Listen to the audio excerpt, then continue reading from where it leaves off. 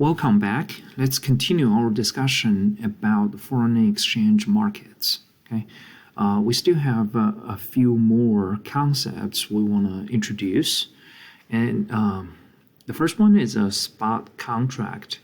A spot contract is the contract for immediate exchange on the spot, or when trading between the two currencies is executed in the present.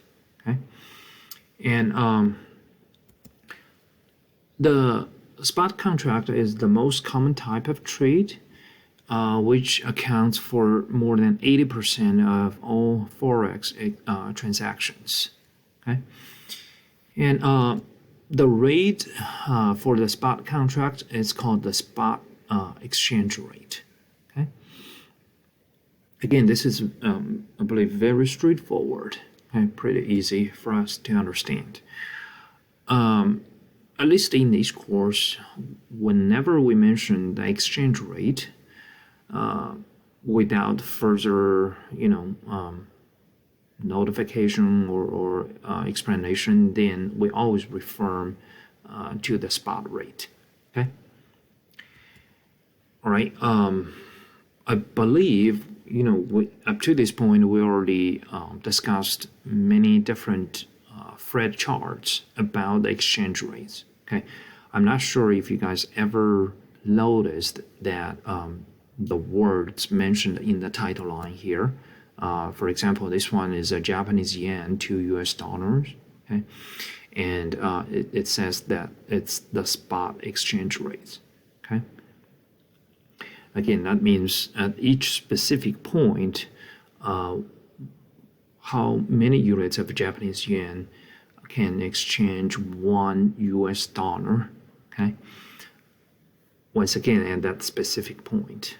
Okay. And another thing, here is called the forward contract or the forward rate. Okay.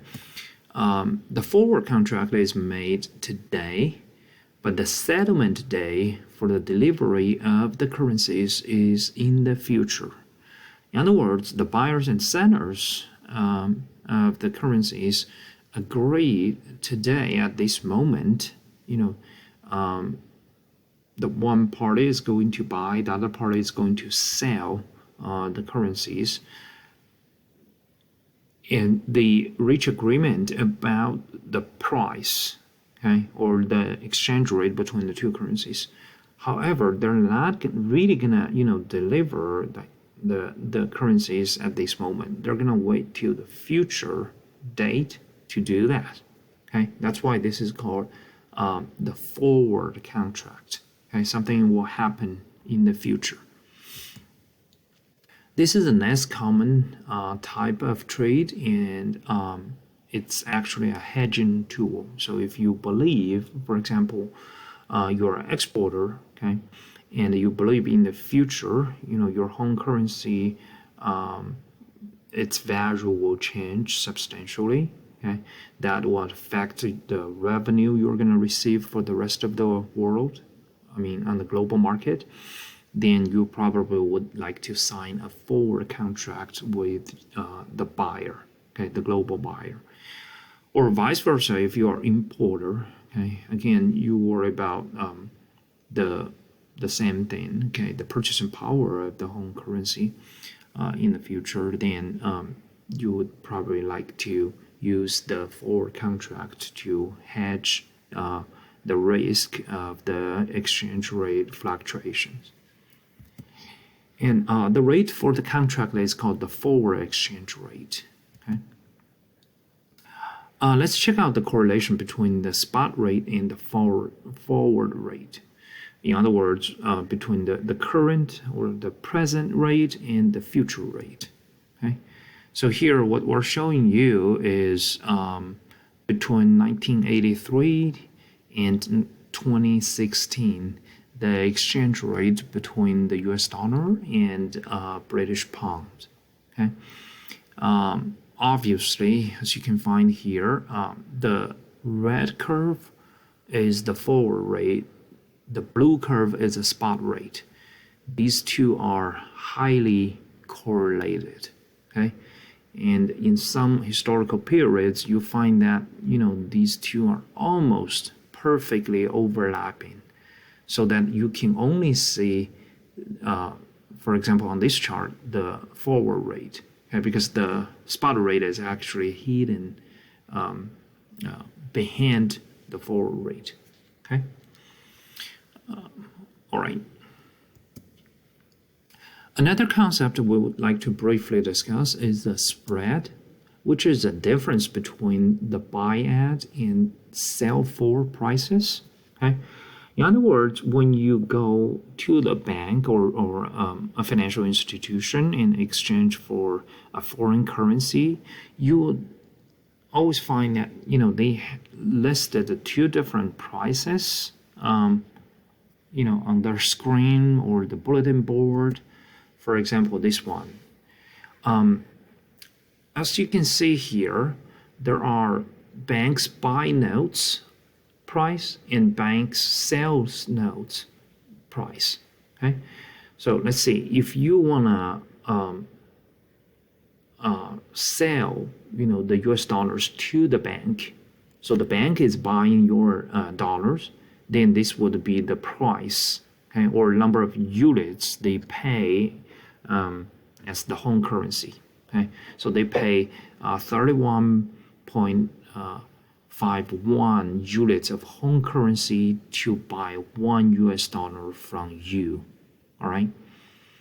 However, if you decide to buy the dollars from the bank, in other words, the bank is selling dollars to you, then the price becomes 32.8 something, right?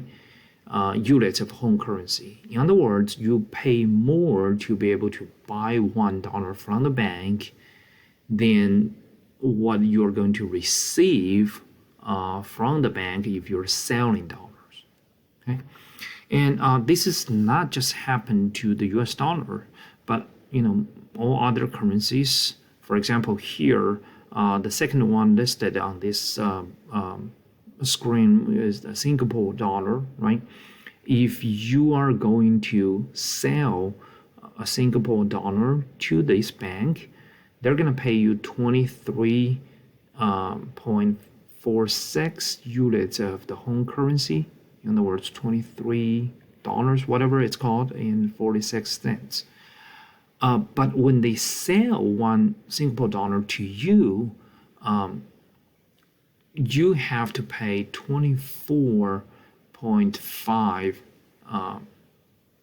home currencies, okay, units of home currencies.